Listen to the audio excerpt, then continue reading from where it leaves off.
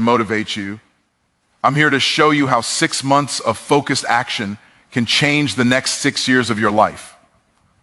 Ladies and gentlemen, let me tell you something most people don't want to hear. Your life will not change because the calendar changes. Your life changes when you change.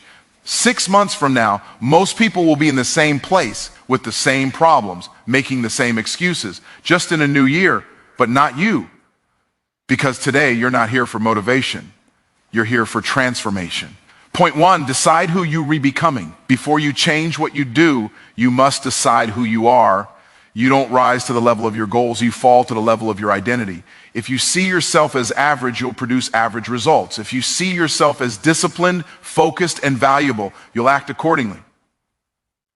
Ask yourself this powerful question. Who must I become in the next 6 months to live the life I want in 2026? Decide today. Because once the decision is made, behavior follows. Point 2, eliminate the old to make room for the new. You can't build a new future with old habits.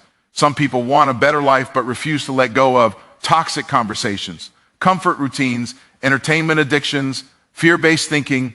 Listen carefully. Everything you say yes to is costing you something. If it doesn't move you forward, it's pulling you backward. 6 months of saying no to distractions will give you decades of freedom. Point 3, upgrade your thinking before you upgrade your income. Your income is not your biggest problem. Your thinking is money follows value. Value follows skill. Skill follows learning. If you think like an employee, you'll earn like one. If you think like a problem solver, opportunities will chase you. Read every day. Listen every day. Feed your mind intentionally. Because once your thinking changes, your results have no choice but to change. Point 4, create ruthless daily discipline. Success is not a big moment. It's boring, daily discipline done consistently. Not when you feel like it, not when it's convenient, but because you decided 6 months of focused mornings, structured routines, non-negotiable standards will separate you from 95% of people. Discipline is the bridge between intention and outcome. Point 5, position yourself around growth, not comfort. Your environment is either a thermostat or a thermometer. If you stay around people who complain, you'll complain. If you stay around people who grow, you'll grow. Change your inputs, what you watch, who you listen to, what conversations you tolerate. You don't need more motivation. You need a better environment. Point 6, execute with faith, focus, and relentless action. Faith without action is fantasy. You don't need more time. You need speed. Take the step. Launch the idea. Make the call. Apply the discipline. 6 months of focused execution can do what 6 years of hesitation never will. Let me leave you with this. 6 months from now, you will be impressed or disappointed. That decision is being made today. Not in January, not next Monday. Now, decide who you are. Remove what's holding you back. Upgrade your thinking. Discipline your days. Change your environment. Execute relentlessly. And when 2026 arrives, your life will introduce you to a version of yourself you never thought possible. Most people try to change their lives by changing what they do, but lasting transformation never starts with action. It starts with identity. You will never consistently do what contradicts who you believe you are. If you see yourself as undisciplined, you will always find a reason to quit. If you see yourself as average, you will subconsciously avoid extraordinary opportunities. Your behaviors are simply a reflection of the story you tell yourself about who you are. That's why the most powerful decision you can make is not what goal you want to achieve, but who you are deciding to become.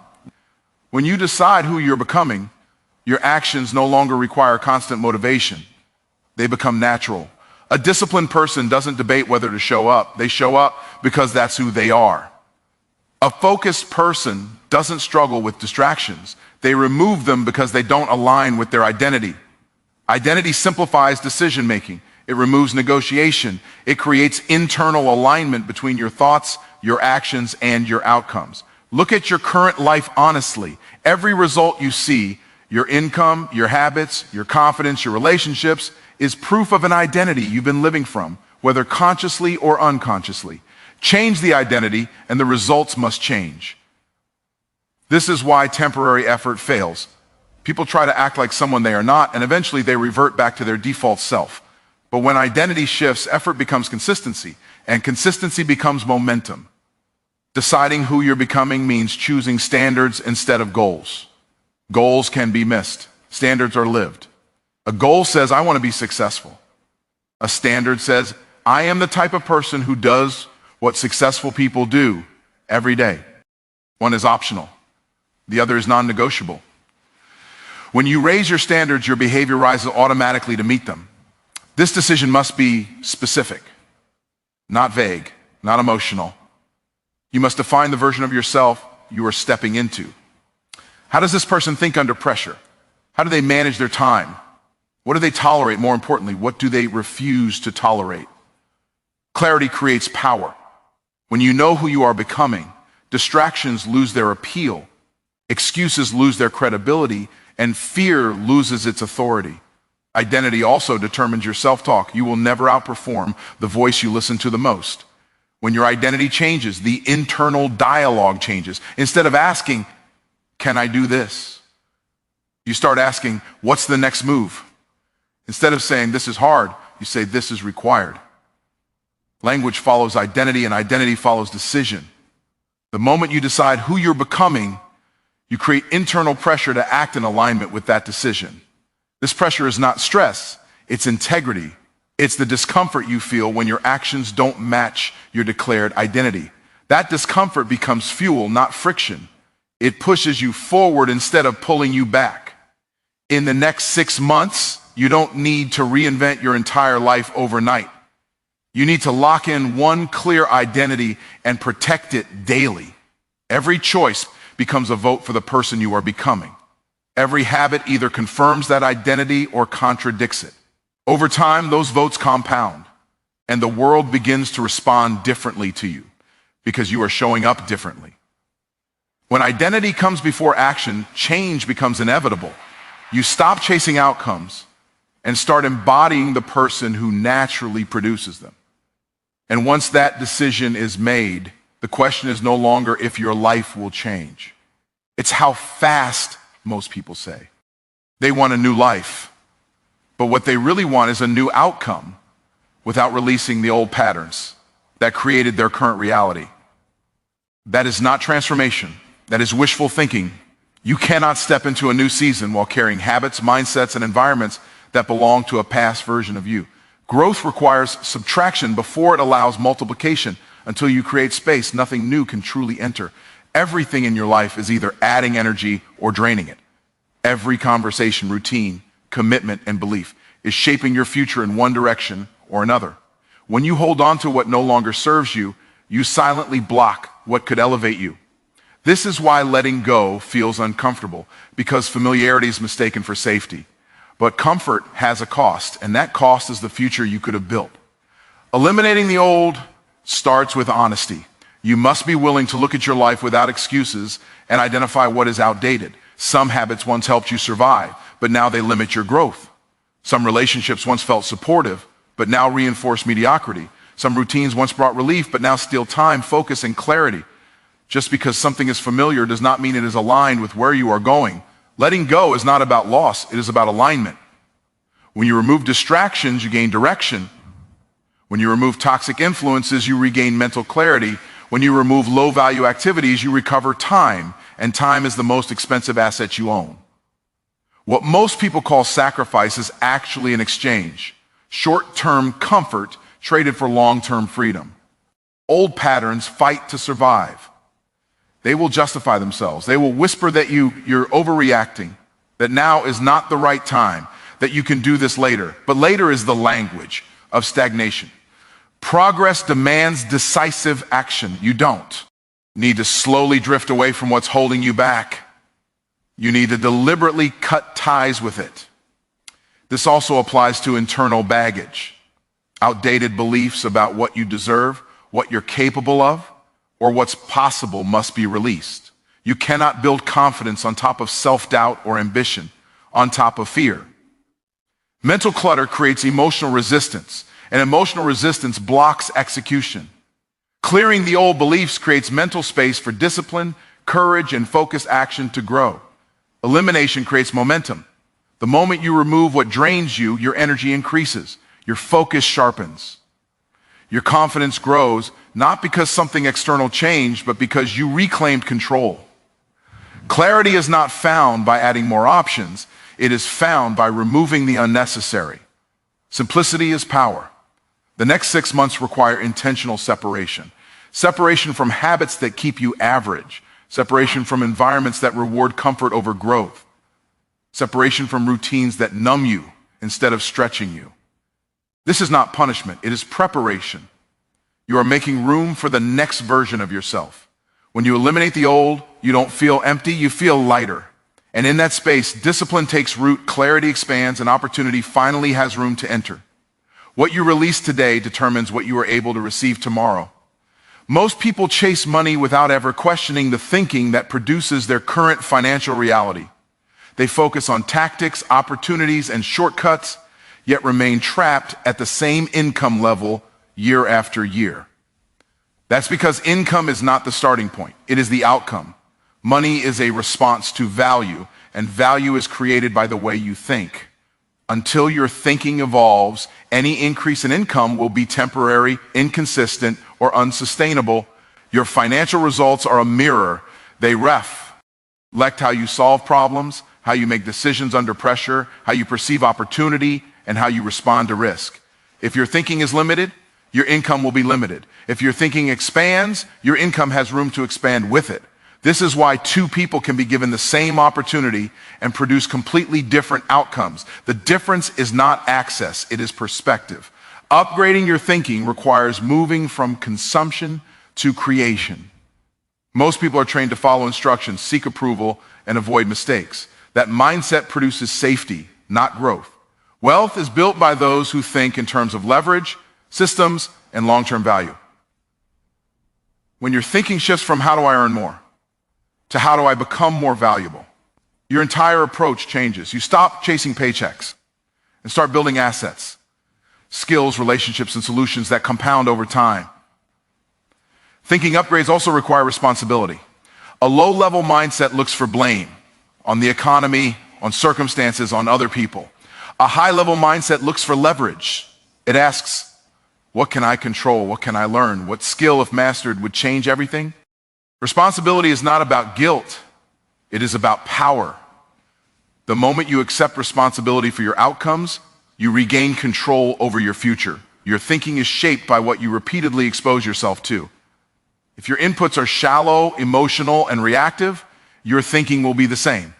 If your inputs are intentional, strategic, and growth-oriented, your thinking elevates.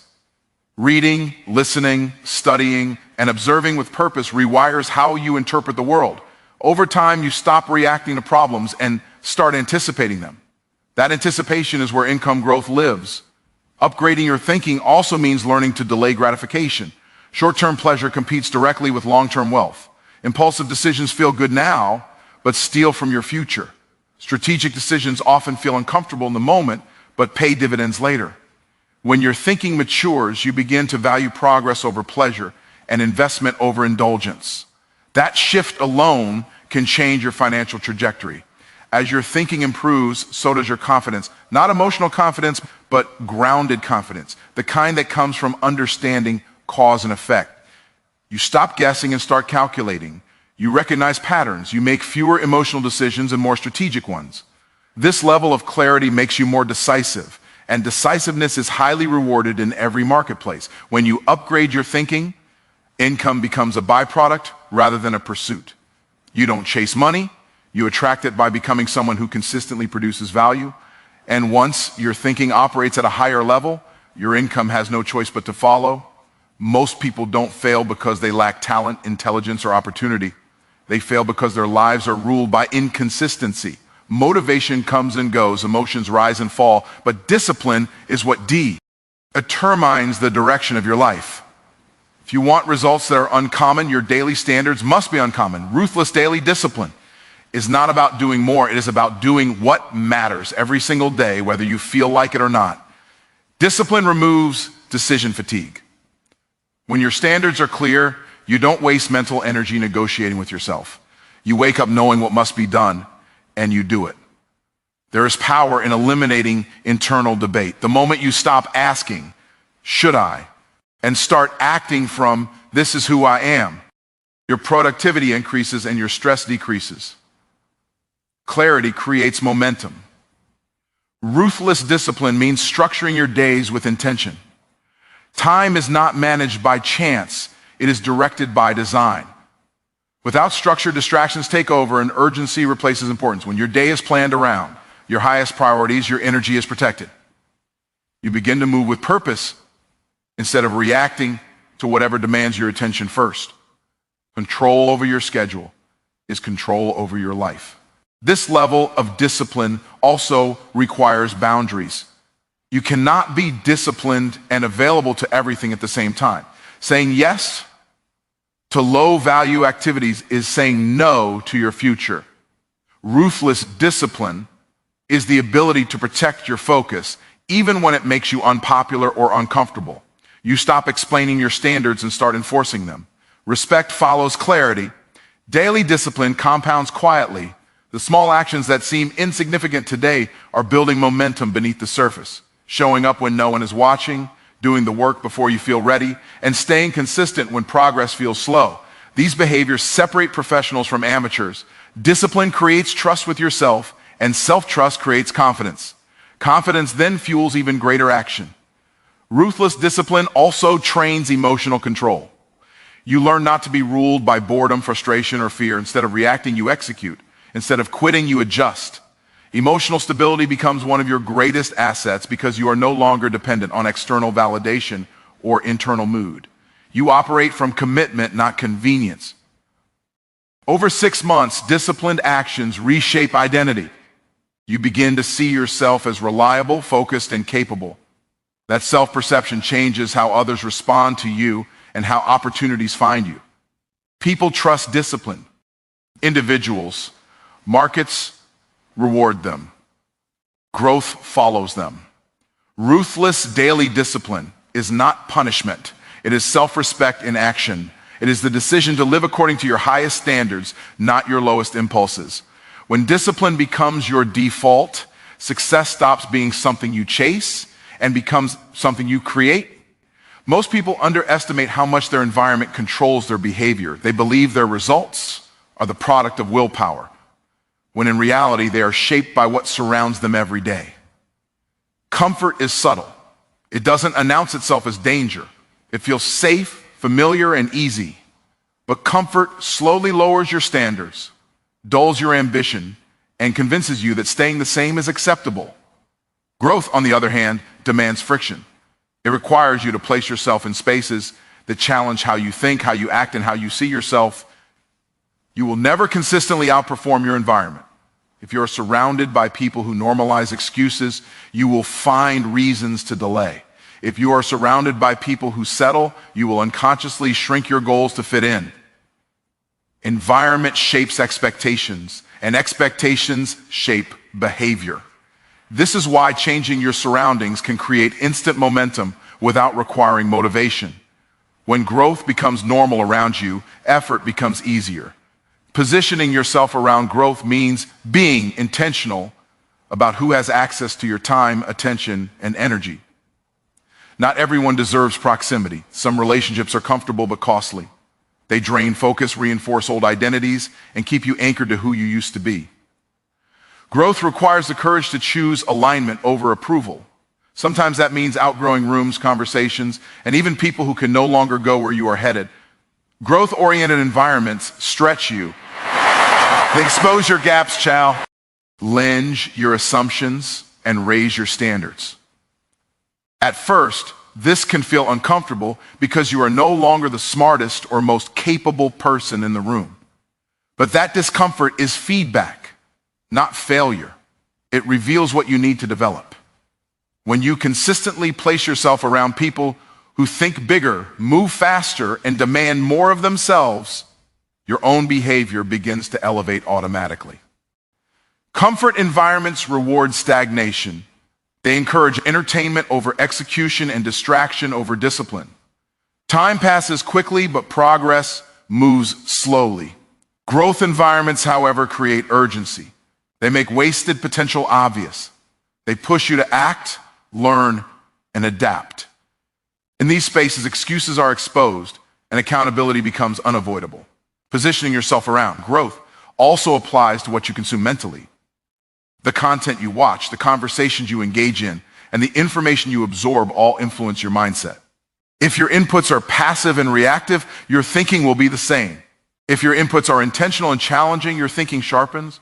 Over time, your standards rise not because you force them to, but because your environment demands it. Growth is not always loud or glamorous. Often it is quiet, disciplined, and uncomfortable. But it is always productive. When you consistently choose growth over comfort, you train yourself to tolerate pressure without panic and challenge without retreat. This resilience becomes a competitive advantage. Over 6 months, your environment can redefine your trajectory.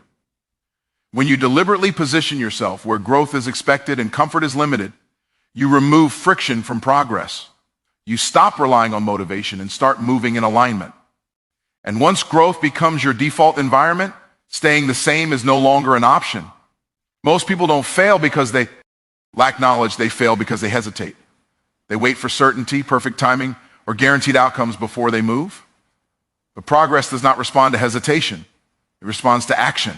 Faith is not passive belief, it is confidence expressed through movement. When you execute with faith, you act before you have all the answers, trusting that clarity will meet you on the path, not before it. Faith gives you permission to start. It quiets the need for validation and replaces it with conviction. You stop asking for approval and start taking responsibility. This doesn't mean the absence of fear. It means forward motion in spite of it. Fear loses power the moment action begins. Momentum silences doubt faster than reassurance ever could. Focus is what keeps execution clean. In a world designed to fragment attention, focus becomes a competitive advantage. Most people dilute their energy across too many ideas, distractions, and obligations. Relentless execution requires narrowing your targets. You decide what matters most, and you eliminate everything that competes with it. Focus is not about doing more. It's about doing less with greater intensity. When your attention is concentrated, your results accelerate. Relentless action means you stop negotiating with resistance. You don't wait to feel confident. You act until confidence catches up. You don't wait to feel ready. You act until readiness is earned. Progress favors those who move consistently, not occasionally. Small actions taken daily outperform bursts of effort followed by long pauses. Consistency creates trust with yourself, and self-trust fuels even greater action. Execution also demands speed, not recklessness, but decisiveness. The longer you wait, the more doubt has time to grow. Action collapses time. What could take years of overthinking can be achieved in months of focused execution. You adjust as you go. Perfection is not required. Engagement is. Progress is built through iteration, not contemplation. Relentless action also builds resilience. Every step forward strengthens your capacity to handle pressure, uncertainty, and setbacks. You stop interpreting obstacles as signs to quit and start seeing them as part of the process. Execution reframes failure into feedback. Each attempt sharpens judgment, improves strategy, and builds competence. Over time, you become someone who is difficult to stop, not because